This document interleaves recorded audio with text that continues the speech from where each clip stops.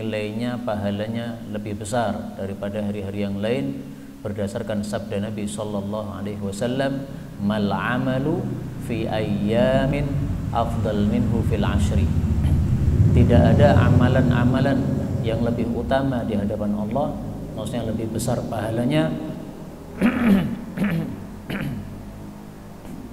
dibandingkan amalan yang dilakukan pada 10 awal Dzulhijjah.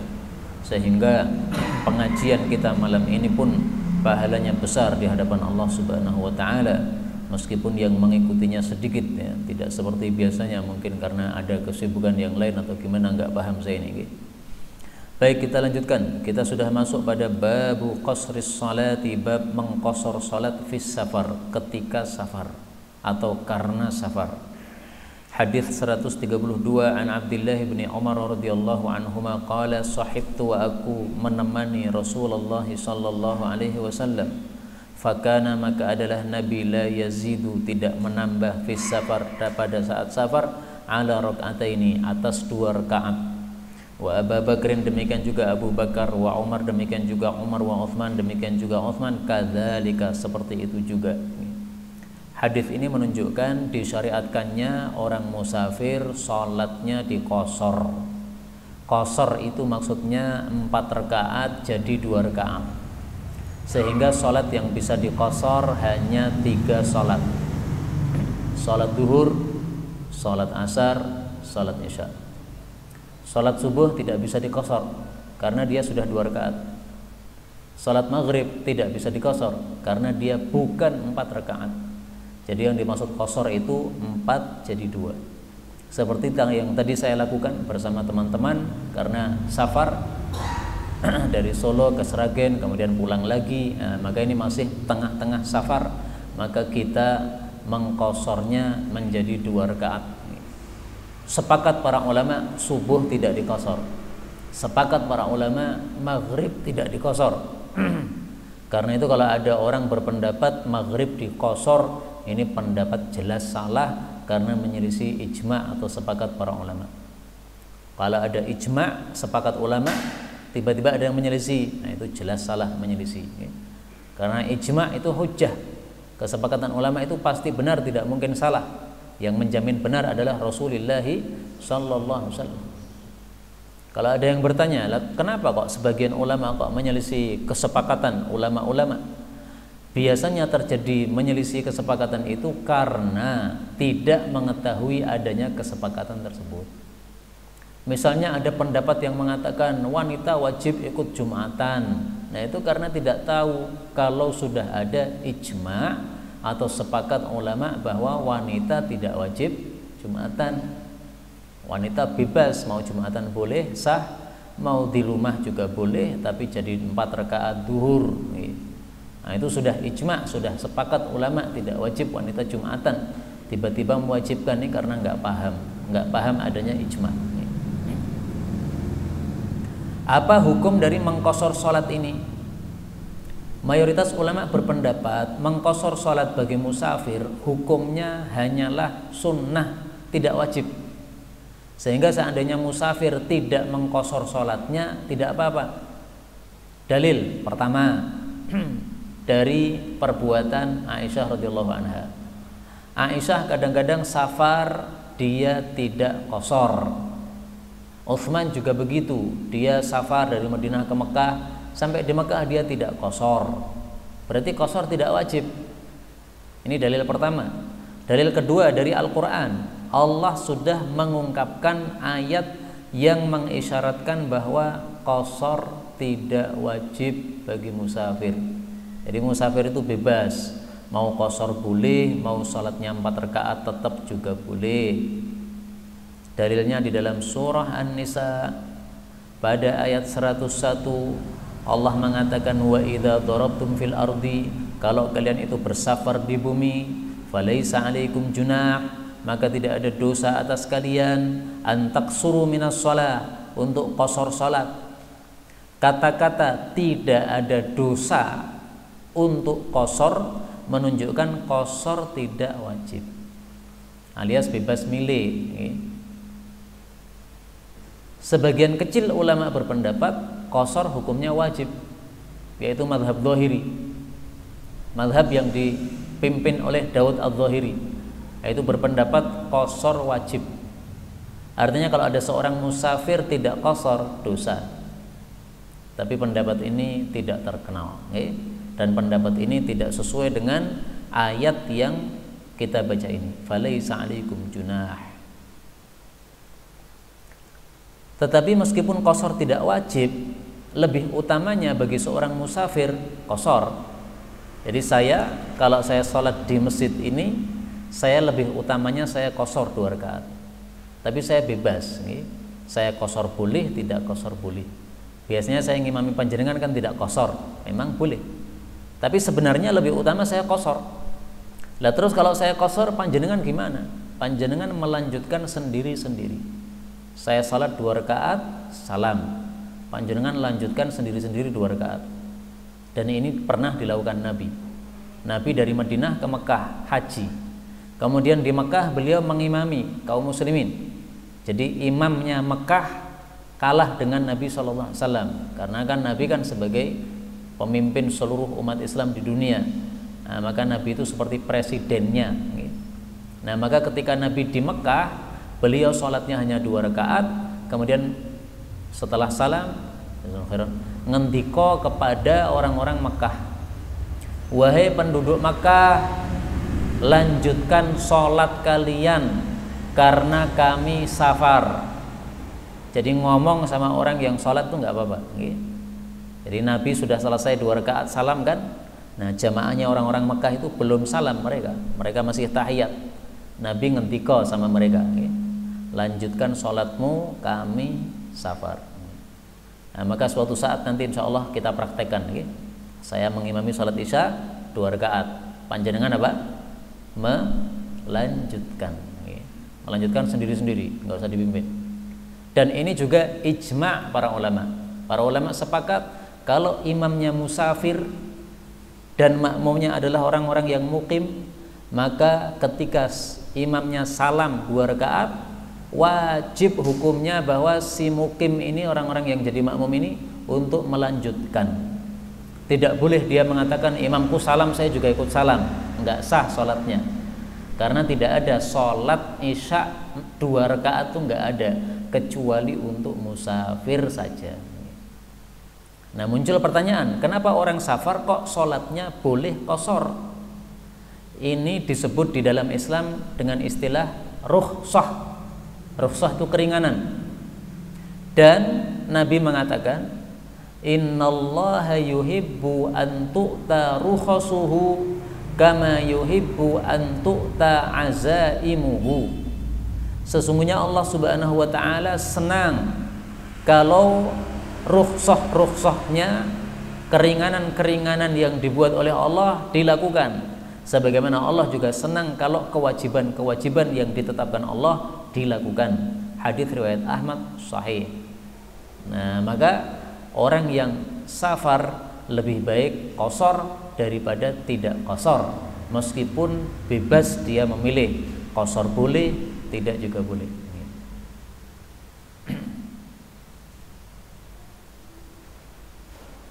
Kemudian di sini disebutkan Abu Bakar, Umar, Utsman sama juga kalau safar mereka qasar. Apa fungsinya disebutkan Abu Bakar, Umar, Utsman padahal sudah disebutkan itu perbuatan Nabi? Kalau itu perbuatan Nabi kan sudah jadi dalil kan? Ngapain disebutkan Abu Bakar, Umar, Utsman? Jawabnya adalah disebutkan Abu Bakar, Umar, Utsman untuk menunjukkan bahwa hukum qasar salat ini tidak dihapus hukumnya. Karena ada sebagian hukum Islam itu dihapus. Di masa Nabi dilakukan begini, tapi di masa Sayyidina Abu Bakar, Umar, Utsman jadi khalifah itu sudah tidak dilakukan lagi. Kenapa? Sudah dihapus hukumnya. Nah, maka ini disebutkan Abu Bakar, Umar, Utsman untuk menunjukkan hukum qasar salat ini masih berlanjut terus sampai hari kiamat. Meskipun keberatan sudah tidak ada. Orang safar itu kan karena keberatan, karena lelah, safar zaman dulu pakai onta dan sebagainya, maka diringankan oleh Allah, boleh sholatnya yang 4 jadi 2 supaya ringan. Nah sekarang keberatan itu sudah nggak ada. Kita safar naik mobil, mobilnya ber-AC, atau naik pesawat terbang hanya 1 jam sudah sampai Jakarta, tidak lelah sama sekali, bahkan di pesawat bisa tidur enak. Nah, hukum Islam itu kalau dikaitkan dengan suatu sebab atau suatu keringanan, maka meskipun keringanan itu sudah hilang, hukumnya tetap tidak berubah. Contohnya ini tadi, demikian juga hujan. Hujan turun, Nabi memberikan keringanan, boleh dijamak. Kenapa? Waktu itu berat, jalan-jalan pada becek. Ini hukum keringanan. Nah, kaidah fikihnya mengatakan kalau ada suatu hukum dikaitkan dengan suatu keringanan, maka keringanan itu muncul atau tidak muncul, hukumnya tetap sama. Sehingga tidak boleh kemudian kita membuat hukum sendiri. Sekarang jamak sudah tidak boleh lagi, meskipun hujan deras. Kenapa? Jalan-jalan sudah beraspal. Nah, itu hukum tidak benar kayak gitu. Kalau ada orang ngomong kayak gitu, berarti dia nggak paham fikih. Berarti dia belum belajar fikih kepada para ulama-ulama kita. Sementara para ulama-ulama kita sudah menjelaskan kalau ada suatu hukum berkaitannya dengan suatu keringanan, maka keringanan itu muncul atau tidak muncul sama aja. Orang safar, ada yang keberatan, ada yang tidak. Yang badannya fit, ya dia tidak keberatan sama sekali meskipun dia naik onta, masih seger aja. Tapi tetap saja rukhsah keringanan untuk qashar tetap berlaku bagi dia, nggak ada masalah. Hujan juga begitu, hujan deras kita keberatan atau tidak keberatan, kedinginan atau tidak kedinginan sama aja, hukumnya tetap berlaku. Sehingga orang yang tidak pernah kedinginan karena badannya gemuk misalnya, meskipun itu turun hujan deras dan dia tidak kedinginan, meskipun tidak kedinginan tetap boleh jamak. Ini saya jelaskan karena saya pernah dengar seseorang mengatakan sekarang ini sudah nggak boleh jamak, sekarang ini sudah aspal semua jalannya.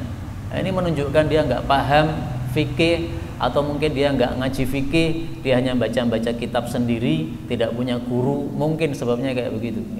Kalau orang punya guru nggak mungkin ngomong kayak gitu. Monggo Ustaz.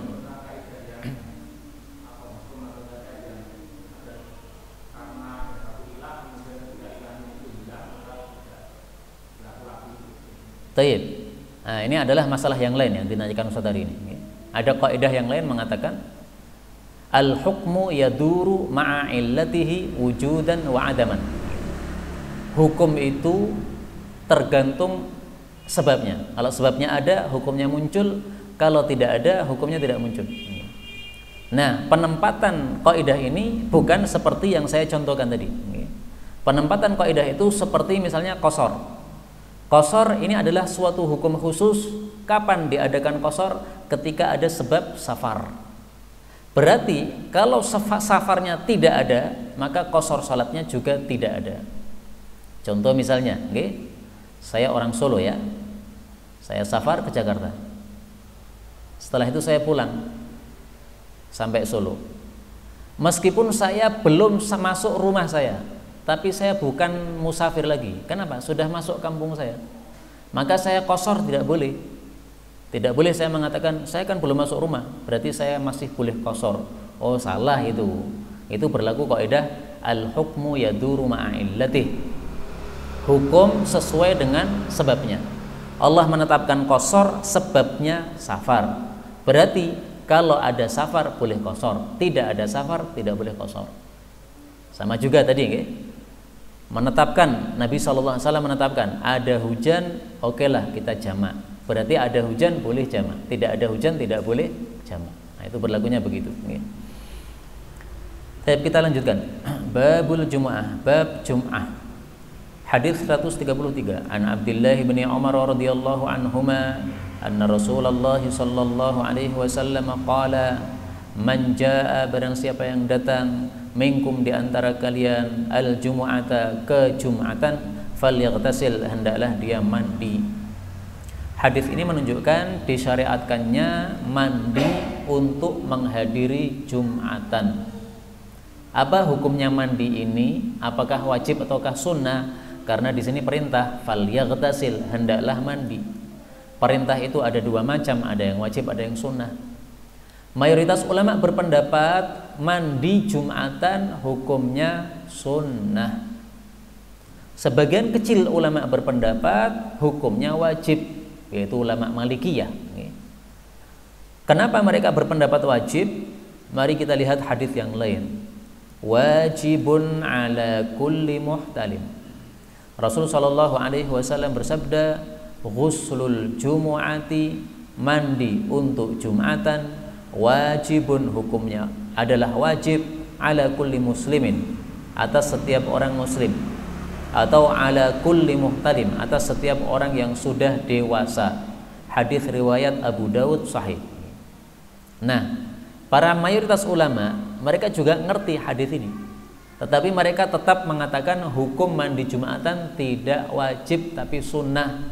Kenapa? Karena istilah wajib dengan arti wajib hukumnya kalau ditinggalkan berdosa, itu istilah para ulama fikih, bukan istilah dalam hadis Nabi SAW. Kalau kata-kata wajib dalam istilah Quran atau dalam istilah hadis Nabi SAW, itu maknanya bukan wajib yang kalau ditinggalkan berdosa, tidak. Nah, maka harus kita bedakan antara istilah hadis dengan istilah fikih. Jangan memahami hadis dengan istilah fikih. Pahamilah lafal hadis dengan pemahaman istilah hadis juga. Nah, kata-kata wajib dalam istilah hadis itu maksudnya ditekankan untuk dilakukan. Baik itu yang hukumnya betul-betul wajib, kalau ditinggalkan berarti berdosa, atau yang hukumnya sunnah muakkadah, yang betul-betul ditekankan untuk dilakukan, tapi kalau ditinggalkan tidak berdosa. Nah, itulah makna wajib dalam apa? Hadis Nabi SAW. Dan para ulama mengatakan mandi Jumat hukumnya sunnah, tidak wajib, itu ada dasarnya juga. Ini dasarnya, gitu.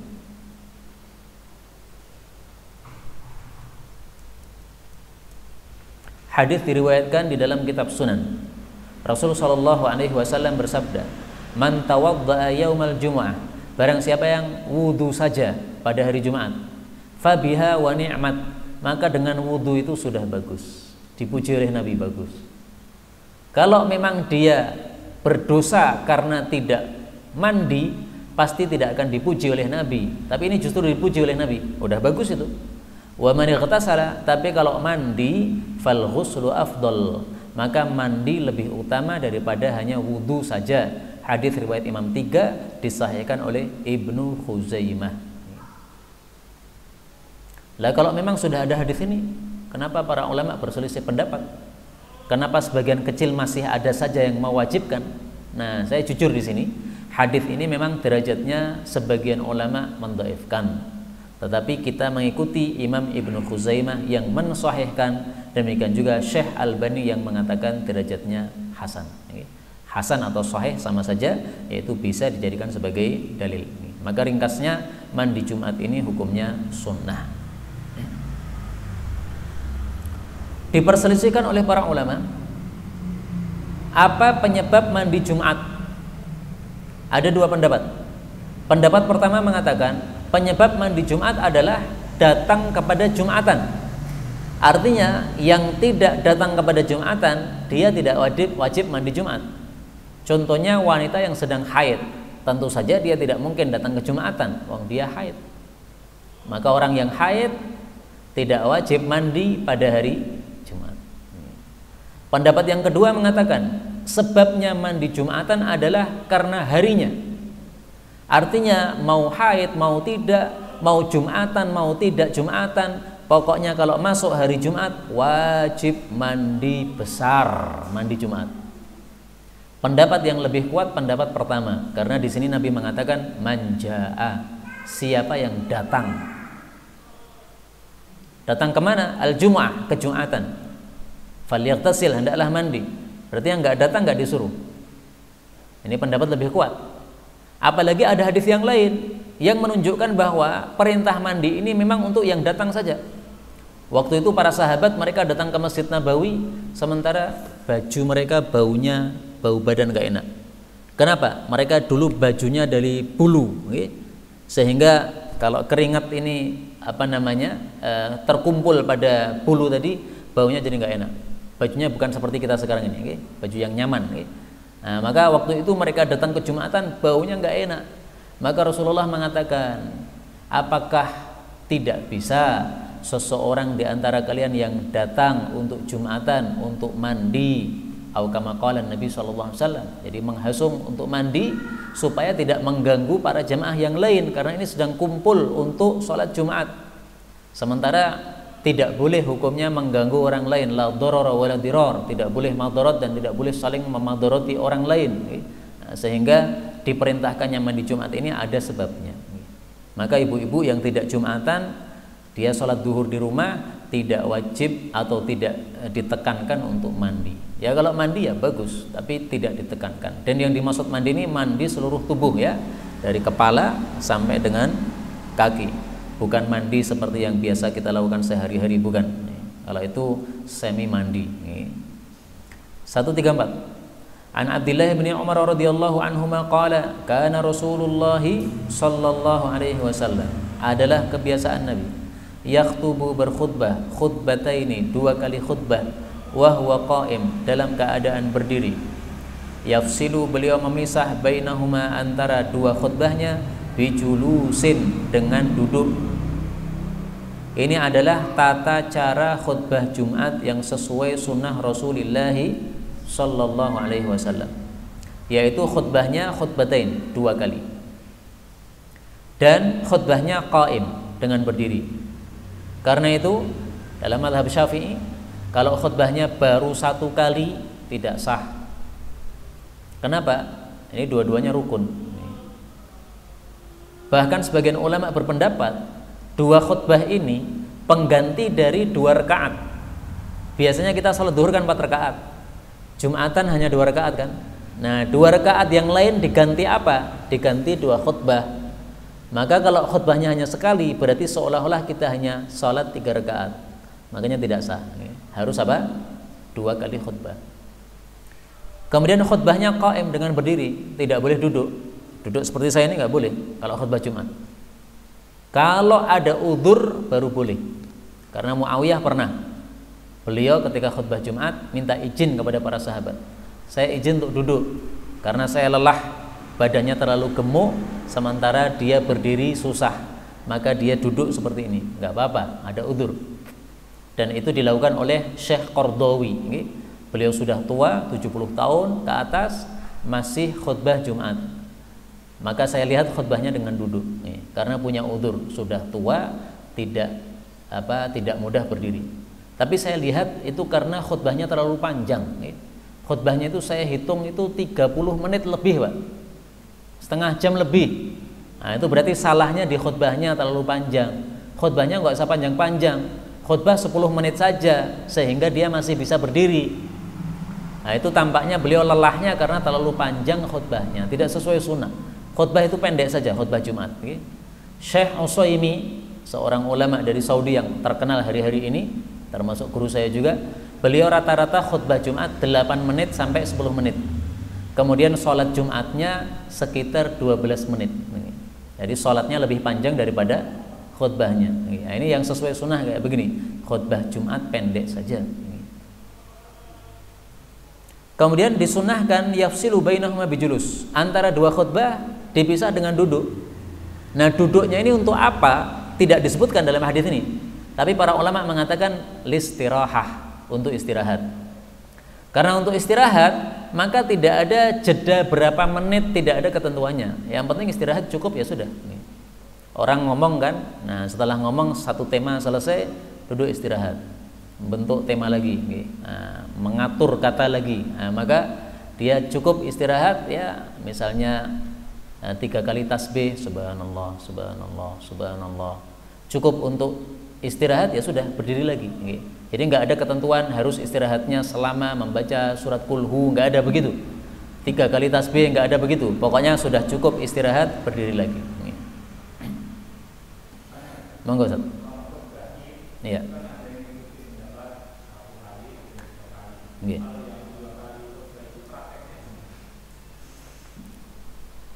Kalau 2 kali khutbah Id prakteknya gimana? Beberapa madhab fikih termasuk madhab Syafi'i berpendapat bahwasanya khutbah Id sama dengan khutbah Jumat. Artinya dipisah dengan apa? Duduk. Tapi kita lihat dalam hadis yang lain, Rasul Shallallahu Alaihi Wasallam beliau khutbah idnya tidak pakai mimbar.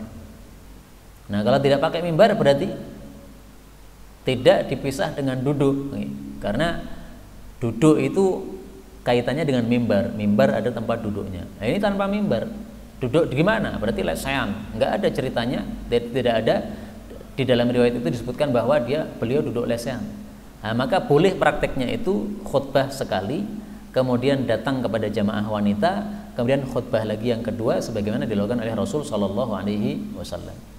Tapi geser ke jamaah wanita itu tidak wajib. Yang penting khutbahnya 2 kali. Seperti yang saya lakukan, biasanya khutbah di atas tangga, karena disiapkan tangga. Habis itu saya turun, baik turun satu tangga atau turun semuanya. Nah, kemudian saya khutbah lagi, dikhususkan ceramahnya kepada para wanita. Yang penting khutbahnya 2 kali. Karena sepakat para ulama salaf bahwasanya khutbah Id 2 kali. Saya ulangi lagi, sepakat para ulama salaf bahwasanya khutbah Id itu apa? 2 kali. Karena itu jangan khutbah Id 1 kali. Karena kita menyelisih sepakat para salaf. Nah, orang-orang yang khutbah Id 1 kali tampaknya belum mengetahui adanya sepakat para salaf bahwasanya khutbah Id itu 2 kali. Ada suara nggak, Pak? Oh, kambing. Kadang seperti kambing, kadang seperti manusia. Jadi ini saya berhenti dulu nih. Baik, kita lanjutkan, 135. An Jabir bin Abdullah radhiyallahu anhuma qala, jaa rajulun, telah datang seorang laki-laki, wan nabiyyu sallallahu alaihi wasallam yakhtubun nas, sementara Nabi sedang khutbah kepada manusia, yaumal jum'ah, pada hari Jumat. Faqala, lalu Nabi bertanya, shallaita ya fulan, kamu sudah salat wahai fulan, maksudnya salat tahiyatul masjid. Qala, dia mengatakan, la, belum. Qala, Nabi bersabda, berdirilah lagi, farka' rak'atain, lalu salatlah 2 rakaat. Wa fi riwayatin, dalam riwayat yang lain disebutkan fasalli rak'atain, salatlah 2 rakaat. Hadis ini menunjukkan bahwa tahiyatul masjid masih tetap disyariatkan meskipun khutbah Jumat sudah berlangsung. Mendengar khutbah Jumat wajib, salat tahiyatul masjid sunnah. Nah, sebagian orang kan mungkin rancu, ini amalan sunnah tetap dilakukan enggak? Karena ada amalan wajib, yaitu mendengarkan khutbah Jumat. Nah, jawabnya adalah berdasarkan hadis ini tetap amalan sunnah dilakukan meskipun bertabrakan dengan amalan wajib, yaitu mendengar khutbah Jumat. Tapi dalam hadis yang lain disebutkan wa tajawwaz fihima, kamu hendaklah sholat 2 rakaat tahiyatul masjid ini dengan ringkas, dengan cepat, jangan dilama-lamakan. Kenapa? Ada amalan yang wajib kita lakukan, yaitu mendengarkan khutbah Jumat, sehingga amalan sunnahnya dilakukan dengan cepat. Misalnya baca 3 kul huwallahu ahad, diulang 2 kali dalam 2 rakaat, nah, udah cukup. Atau Fatihah saja, nggak usah baca surat, nggak apa-apa, karena yang rukun hanyalah Fatihah, sementara tambahan suratnya tidak wajib. Hadis ini menunjukkan juga bahwasanya tahiyatul masjid tidak gugur apabila kita sudah terlanjur duduk. Tahiyatul masjid itu kan sholat 2 rakaat sebelum duduk di masjid kan. Bagaimana kalau terlanjur duduk? Tetap tidak gugur.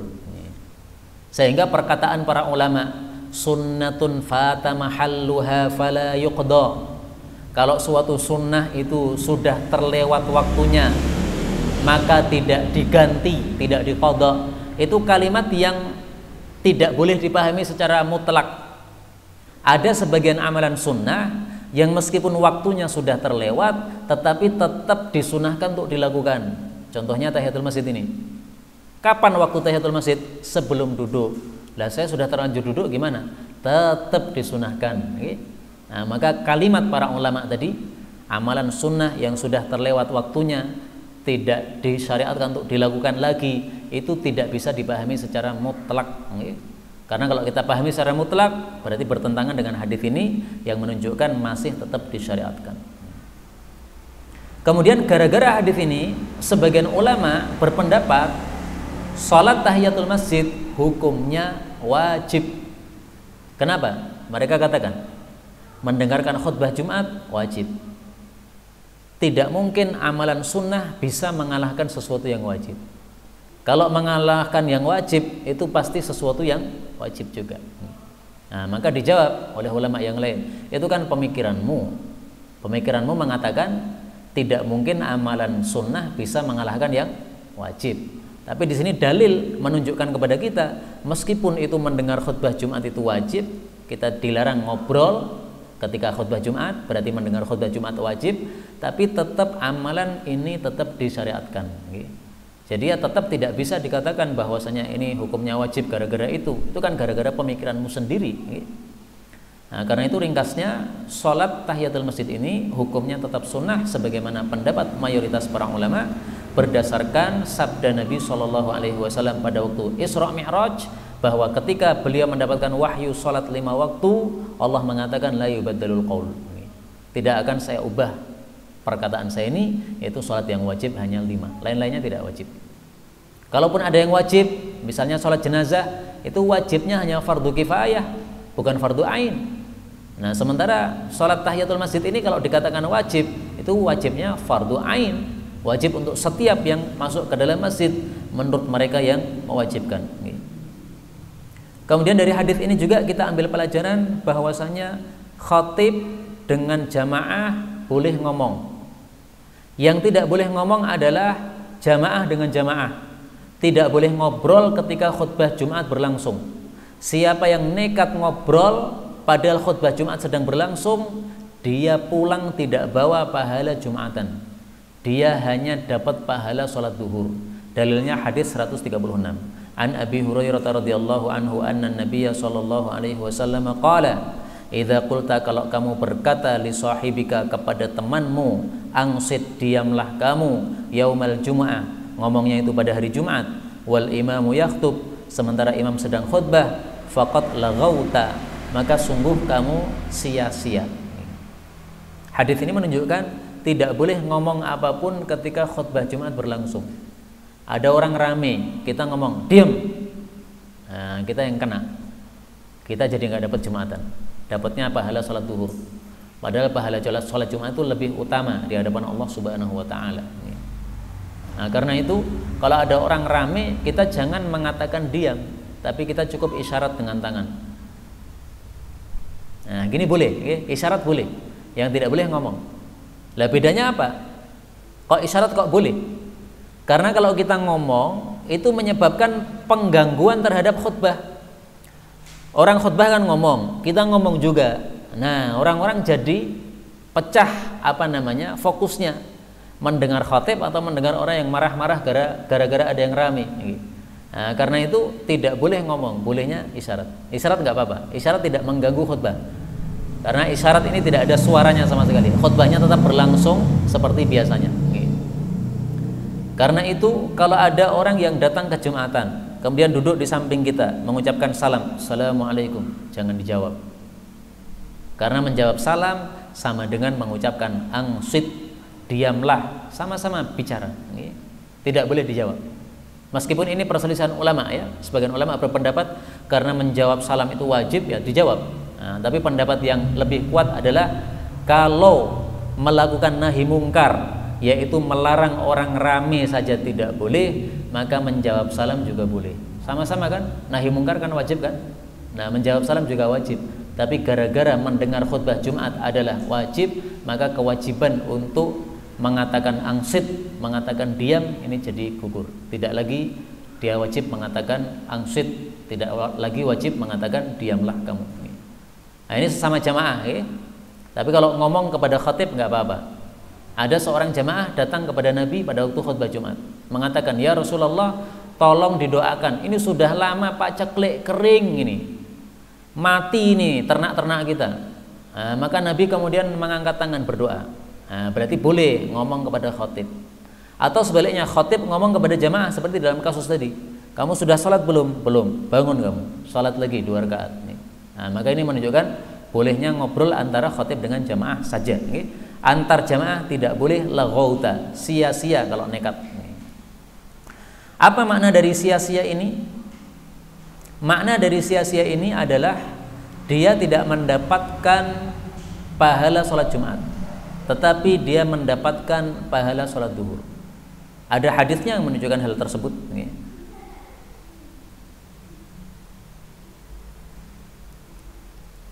Coba saya carikan kalimatnya kalau ketemu.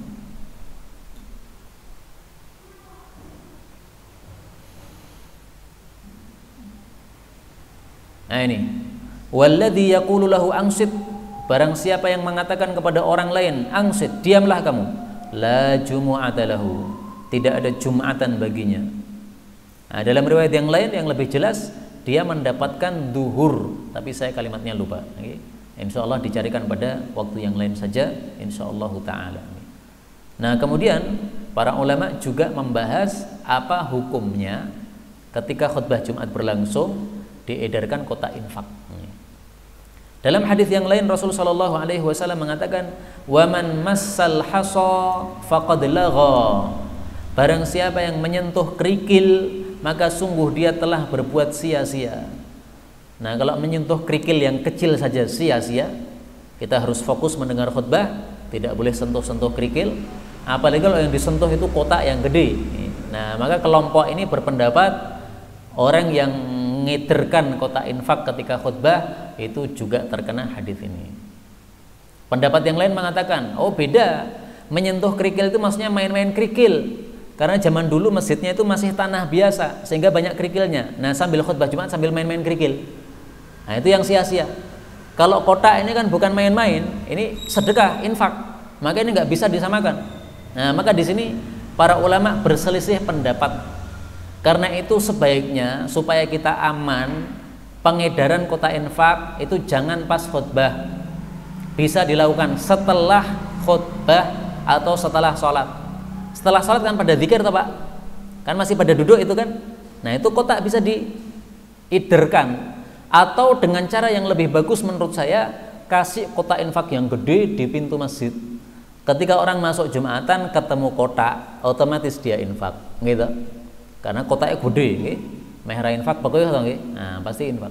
Seperti yang saya lihat di Masjid Banyuanyar itu, saya lihat kotak infak tidak ada yang diedarkan sama sekali, tapi semua pintu dikasih kotak-kotak yang besar, dikeluarkan pas Jumat saja. Pas hari biasa kotak-kotak itu dimasukkan, pas hari Jumat semua pintu, karena pintunya banyak itu kasih kotak-kotak besar. Otomatis yang masuk infak juga. Nah itulah yang lebih selamat, sehingga kita aman dari lagho, ya, karena sia-sia itu tidak dapat pahala Jumatan, pahalanya hanya kecil. Wallahu a'lam bishawab. Inilah yang dapat kita pelajari pada malam hari ini. Benarnya